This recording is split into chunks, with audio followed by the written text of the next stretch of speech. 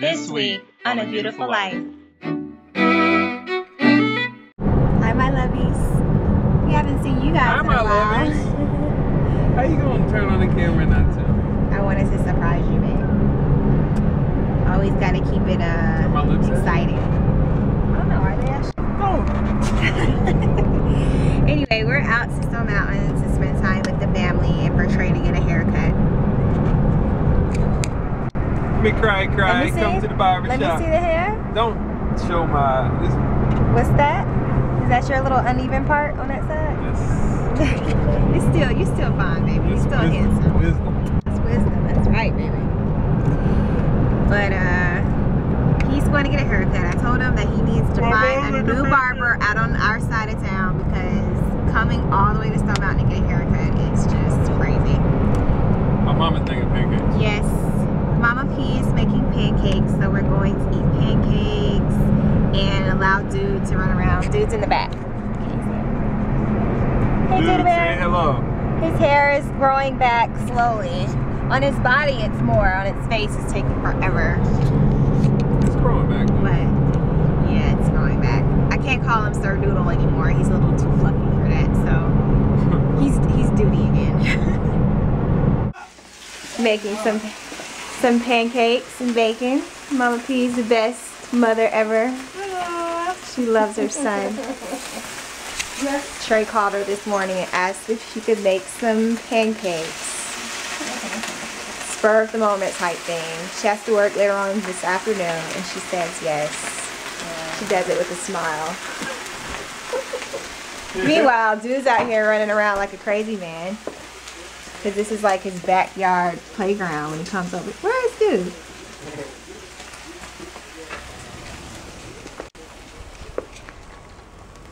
What are you doing? Are you having fun? I can't see you. Man, I had a taste of bacon last night. This guy. He so wishes we had a yard. Now I do too. But bring him here so he can run around all crazy. Are you having fun? You got your ball?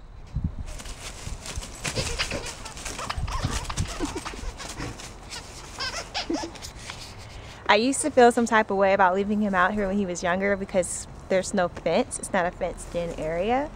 But he's old enough now to know that, you know, he shouldn't go in the street in the front yard. I'm just saying. We'll make the orcs. Where we at, Ma? Uncook them. How we coming? Coming along good. We got the cakes on the what's this called again? The skillet. Eggs, y'all can eat. And for me, in college, that's how I lived. That's how I survived. I had one of those things. It cost $19.99. And Papa always said, as long as you got what? Peanut butter and jelly. Peanut butter and jelly, some pancake batter. You good to go. We got the turkey bacon going. And I bought my coffee stuff to make some coffee. I'll show y'all what I got. I got this Octane coffee beans. I got my hand grinder that Tia got me for Christmas. This is the Clever Dripper. The Clever Dripper is basically a brewing method, and I'll show you how I do it. And then she also got me this, which is this constant pour along with the kettle that basically allows you to you can set the temperature and then just put it on, and whenever it arrives at like 208, 210, it cuts off and holds the temperature there so that you can prepare the rest of the elements. And I have a filter. This is not a game. Right, babe? It's not a game. Coffee's not a game. He's serious. Oh, look at that dimple. He looking all cute. Yeah. Oh, that was awesome. Did you say that? Oh, you touched down there. We need to put him in a show. We need to put him in a show. Somebody's really excited. I'm so hungry. Wish I could eat my breakfast instead of filming my babe making coffee. Babe, Are you gonna make this coffee or what? Here, alright. So I took my coffee beans.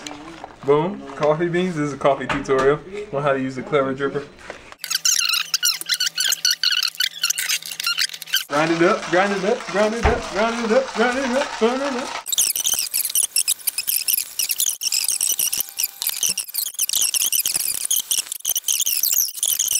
And here we have a fresh cup of coffee. Ooh. So I made it to my mom's house to help my brother with his scholarship stuff. She cooked something. Oh, I didn't know you had cabbage. Now I gotta take some back to Trey.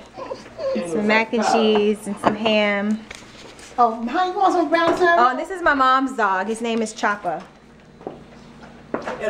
Chopper. You wanna say hello? Hello? Chopper. See your butt. Chopper. Chopper.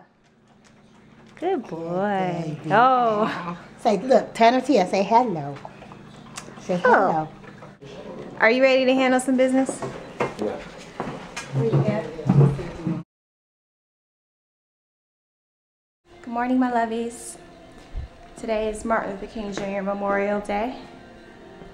Hubby's watching the service on TV. Good morning, babe.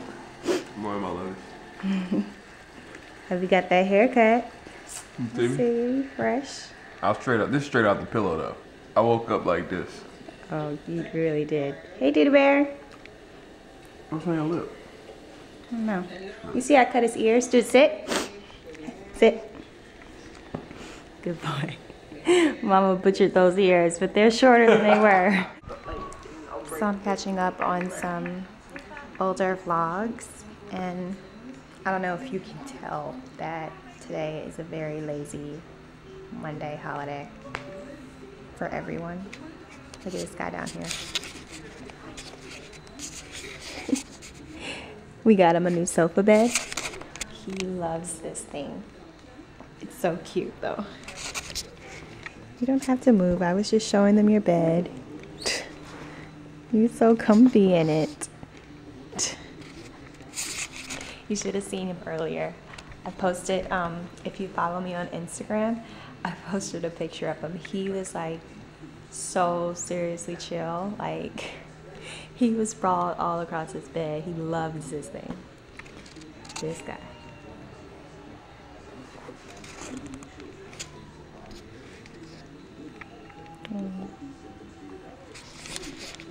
They're so precious when they're sleeping.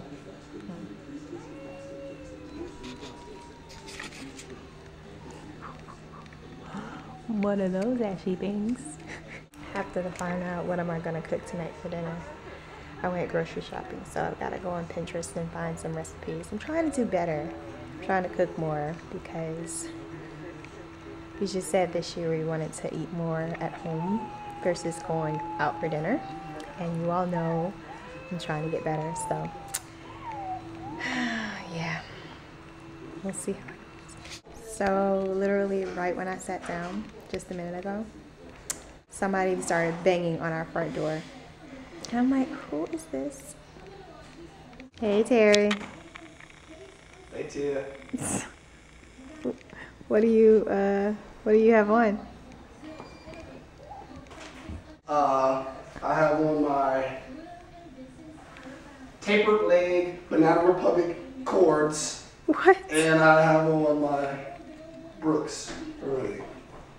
Thanks for your outfit of the day, Terry. Enjoy, my lovies. So this lady like nodding off right here. Look at her.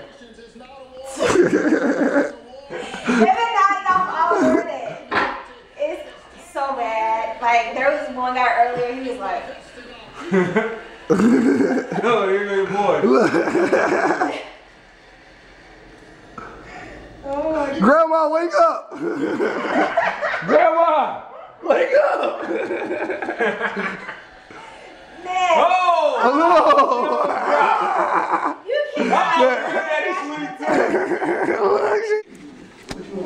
So I wanted Terry to cook some of his potato soup for me because I love it so much.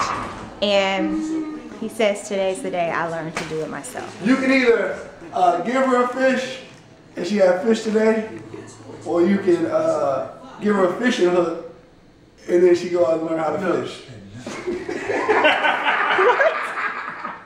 Martin Luther King got a dream.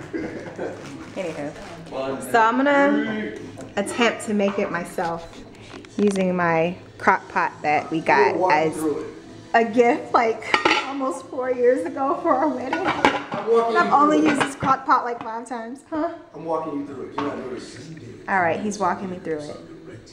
I told him I'd pay him $5 if he cooked it. Start your water. I gotta clean him first. How many should I do? Half the bag. Half the bag? Yeah. Tia really doesn't like to cook. I'm gonna be the cheerleader for Beautifully Made Tia today. I'm on the sidelines just watching. I'll be the professional taster. There goes baby.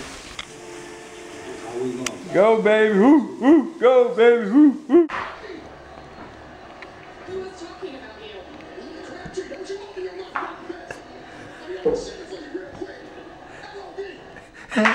What is LOB? I just finished taking down our Christmas decorations. Don't judge me, okay? I was waiting for Trey to bring down the box. And he finally brought it down so I could take the stuff off. So it's back to normal now. But I was like, I'm not inviting anybody else over the house with this Christmas tree up. It's embarrassing. Dude, back up. Oh, and do you see this? I'm sure you all see this on the side of my face. I had a problem like years ago with breaking out around my cheeks. And I don't know, for some reason, it just came back. And I don't know. It's funny because I think it was because the makeup brushes that I was using to put on my blush, and I don't think that it was getting clean enough when I cleaned it. Like, one, I wasn't cleaning them regularly. So I bought a whole new line of makeup brushes. So let me show you. So these are the new makeup brushes that I purchased. And they're by Sonia Sonia Kashuk. I got them from Target. And they have this really cute, you know, floral design on them, but they came in a set, and it's basically just like this is for your lid when you're applying eyeshadow. This is for when you're applying foundation. This one is for when you're wanting to blend colors. This is for your blush. And then this is for like precision, like if you want to put some eyeshadow in your corners of your eyes or underneath your eyes. So I bought those, so hopefully I've been going makeup free because I just wanted to give my face a break. Even though I don't wear that much makeup anyway, I just still, I don't know. Maybe I'm looking a little bit too rough for y'all right now since I'm looking in this mirror. Let me try to fix this situation. Maybe this is a little bit better. I mean, this is actually a almost 3-week-old twist out now. So you're just looking for the ability to just kind of sear them, or like if you put it and it goes all the way to the bottom, you're good. And say I'm good. And like if you test your bigger ones, you know the smaller ones are probably okay. I'm good. Well, this is a big one. Yep, I'm even looking at it. Okay.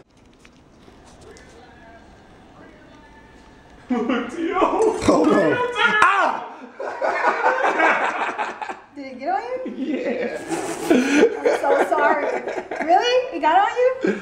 Yeah. Tia popped me with the hot grease. Full ladles? Yeah. Of the potato water. And so we pepper the potatoes. And now I'm gonna get my olive oil and drizzle it. A little more, like the same amount going back a little more time. Okay. That's good. Turn it where? Just turn it up. Up high. Yeah. So what do you think about the experience so far? I just want to say, earlier we were talking about my feelings about being in the kitchen, and I didn't know if I wanted to share. Oh, that's okay. I was being very transparent and open with my emotions, and I just kind of didn't want the camera on me at that time. But I kind of regret that I didn't share it with you then. But Terry asked me a question of basically, how do I feel? You asked me how do I feel when I'm in the kitchen cooking. Yeah. And I told him that whenever I'm in the kitchen cooking, it makes me remember like my grandmother who passed away a few years back. And it makes me miss her, and because she was like the matriarch of the family, and she was basically the only one who could cook in my family. My mom doesn't like to cook. She cooked just out of necessity when we were kids. So I could never really learn from her. And so I just feel like I missed the opportunity to learn from my grandmother when she was alive. And so when I get in the kitchen now, once she passed, I felt that it would just become something that I was just good at innately. Like I would just naturally be a good cook because it skipped my mother. And I wasn't. I was horrible in the beginning. You think I'm bad now? I was horrible earlier. So I just got really discouraged from that, and even now I have to kind of like deal with my feelings when I'm in the kitchen of I just feel like I'm letting my grandmother down, and I'll never, I don't know, be good at it unless I practice, but I don't want to practice because every time I practice I'm thinking about her and I get sad. So that's my dilemma, and I have to just kind of find a way to overcome that. Yeah. So Terry gave me some great advice, and he basically asked me to kind of describe what the kitchen was like, what the atmosphere in the kitchen was like at my grandmother's house, like growing up. And it was one of like love and great conversations and prayers. There's something always cooking or something that's already cooked. And he was just like, you know, whenever I have my times where I feel discouraged or just kind of frustrated with it all, just take a step back and just kind of remember how it felt to be in my grandmother's kitchen, like everything that represented. So I felt that was really good advice and something that I'll definitely remember and reflect on in the future. So yeah. One dish at a time. One dish at a time, lovies. And then put this on low, the lowest one. Yeah, you just start. Slow down. That's the lowest one.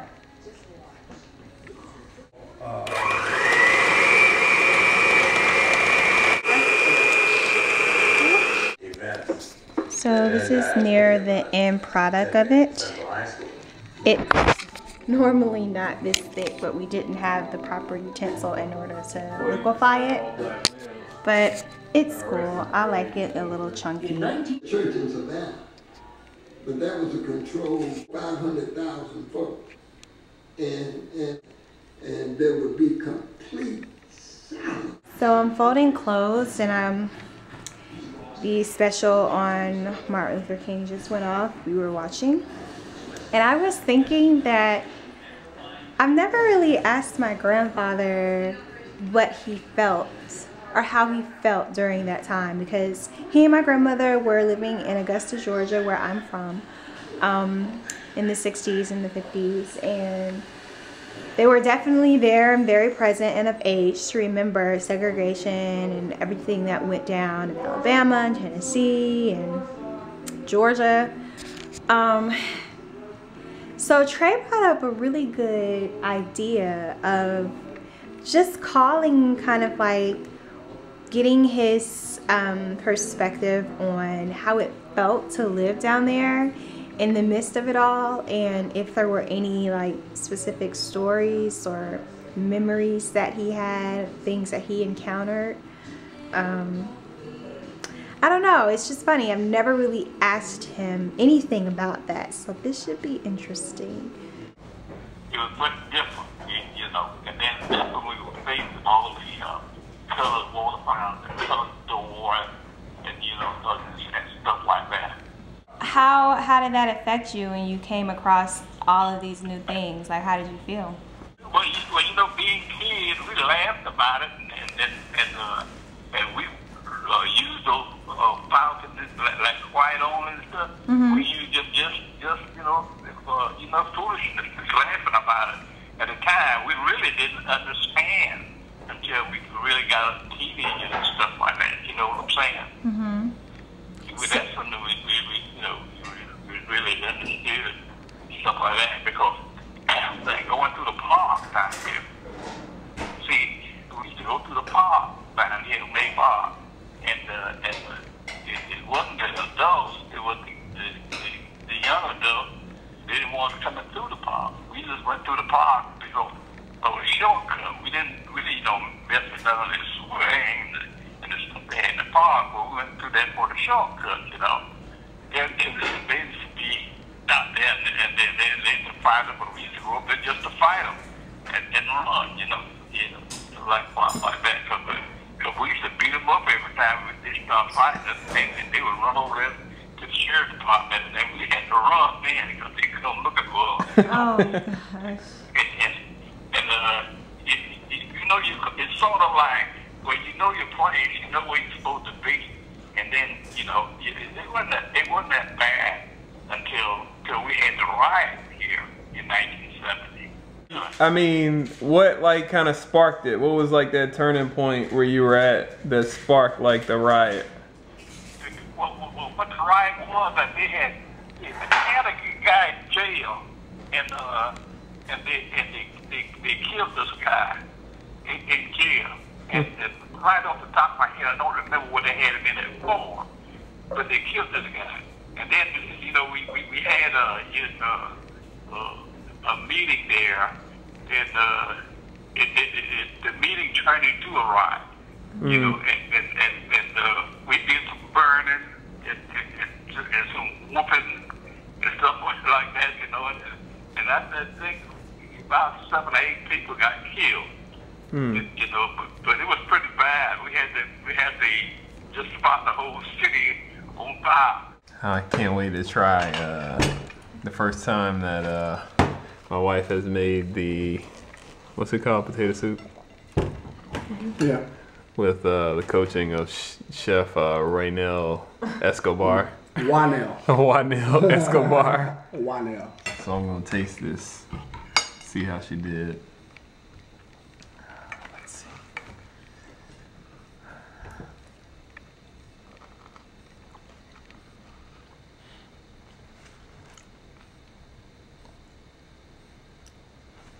Where my mama at? Where my mama? So I can smack her. You put your foot in that, girl. You like it? I like it. Good job. Thank you. I'm proud of you. Dinner was really good. Now I'm gonna get ready Did a great job. for work tomorrow. Thanks, babe. So we're gonna end the night here, lovies. Good night, my lovies. You gave me a chance. I didn't feel like I earned that one. You get so much pleasure out of it, I want to rob you. Good night, my lovies. We'll see you next weekend. Good night.